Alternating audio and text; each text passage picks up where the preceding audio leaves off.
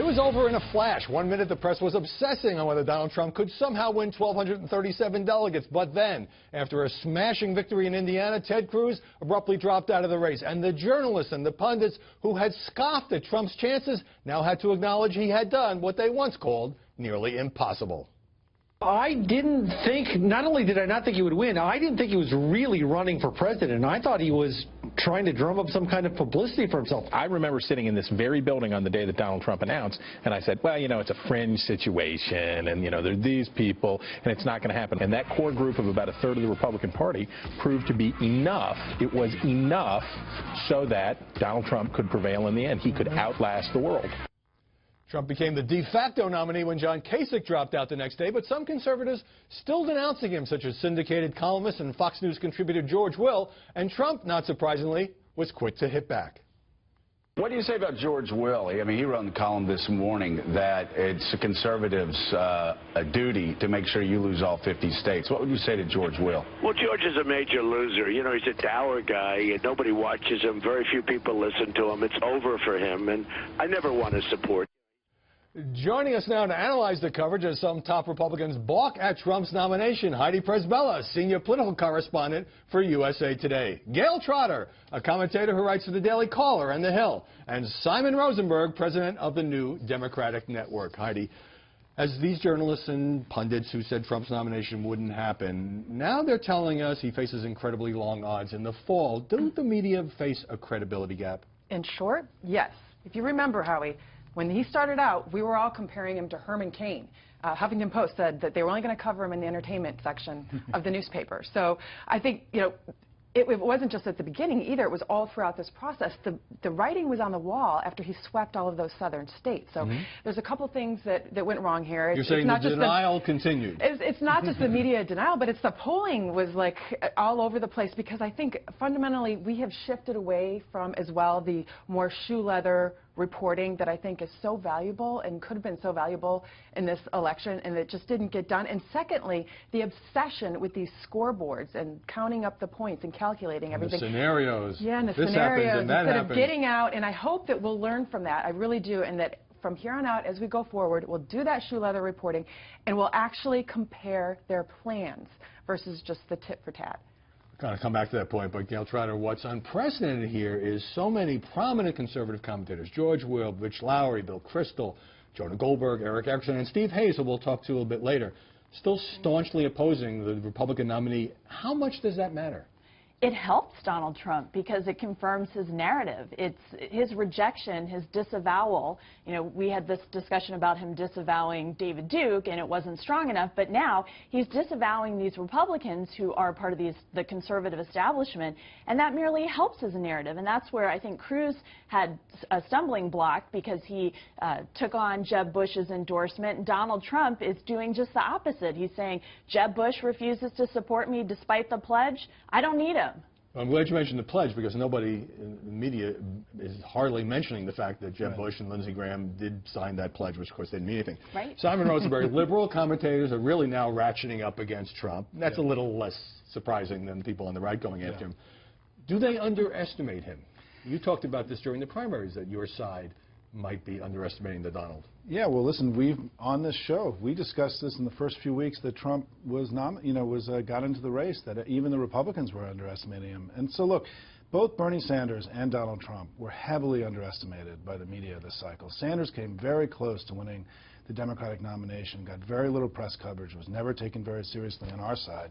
So, yeah, I think it's been very hard to cover this election. I think there's, as you pointed out, people haven't been reporting from the ground. The country's changing. There's something in the air this cycle that the national media has been very slow to catch up to.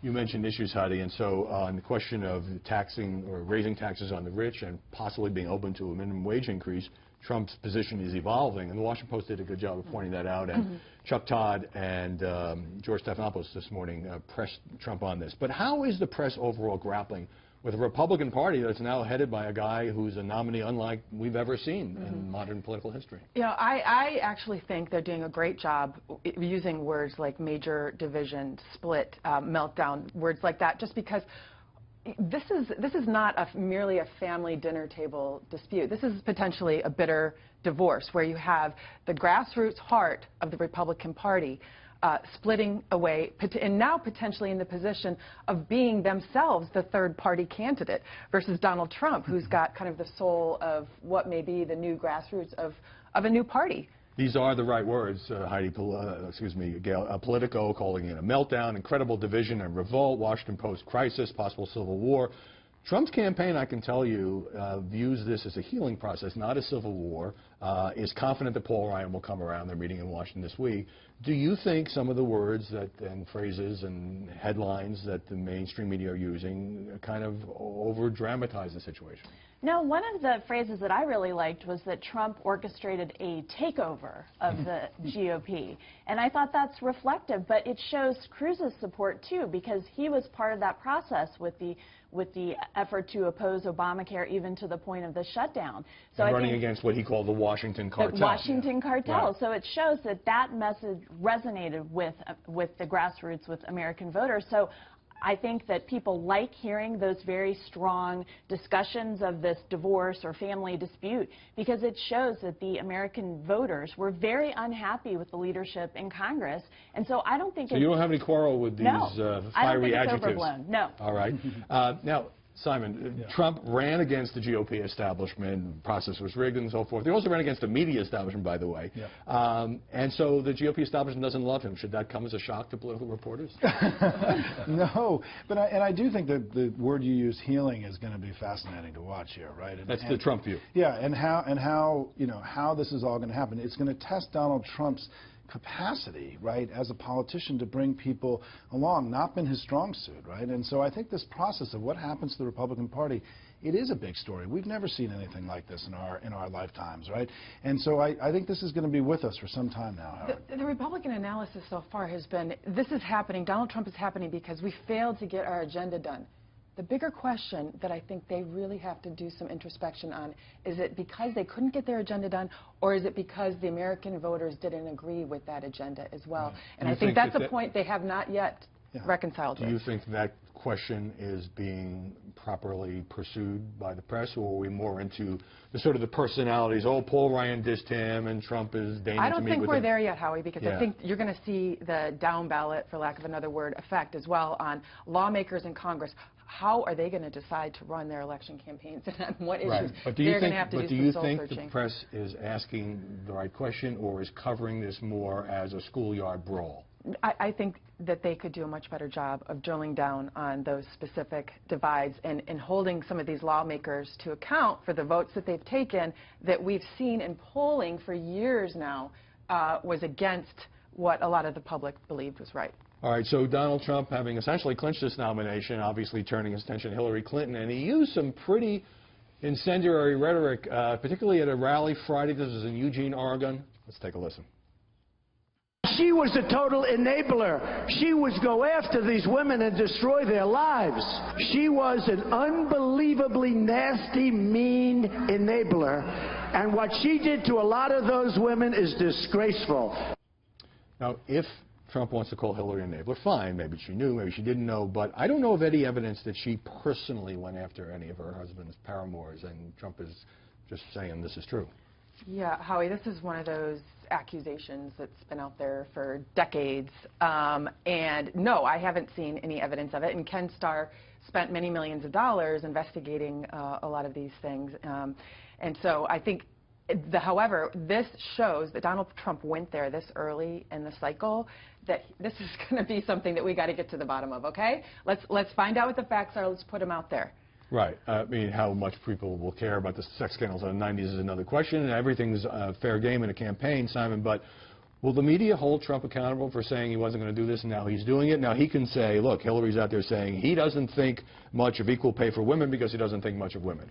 Listen, I think Trump's had it both ways, right? He's attacked the media more aggressively than any candidate in the modern era and gotten on TV and gotten coverage by the media more than any candidate in the modern era, right? He is doing a phenomenal job at playing this. And so I think that one of the challenges the media is going to have this cycle is he's going to put a lot of stuff on the table that is outside the bounds of normal discourse, right? He's already done it. It's going to continue. I think the media is really going to struggle for how to cover stories like that, right, and accusations like that. Let me get Gail in on this. Yeah. One journalist tweeted on Tuesday night that champagne corks were popping in newsrooms all over America. And I think this gets to the points both of you are making because of statements like that Donald Trump makes, that they don't have to dig into the policy minutia. They can just report on that. They can report on these extreme things that he says time and time again. He doesn't need to do that, though. He has a strong policy that has resonated with the American people, and yet he continues to make these comments. I know Hillary told a friend privately, this came out years later, that she thought Monica Lewinsky was a narcissistic Looney Tune, but it wasn't a charge she made publicly. Now, people around her may have gone after the women, Sidney Blumenthal and others. So very quickly, quick answer. Trump's taco tweet. He puts up this tweet showing himself eating a taco bowl, best taco bowl ever made at Trump Tower Grill for Cinco de Mayo. A big story. Media certainly flogged this one. They had to. I mean, it's funny. Come on, after his whole campaign has been built around anti-immigration rhetoric, and then anti-illegal immigration, anti-illegal, whatever. But that was funny. It was amusing. It was amusing because, you know, there's no such thing as a taco bowl, right? and it showed how much he actually doesn't really understand the Hispanic community. Don't muddy the waters with your niggling details. All right.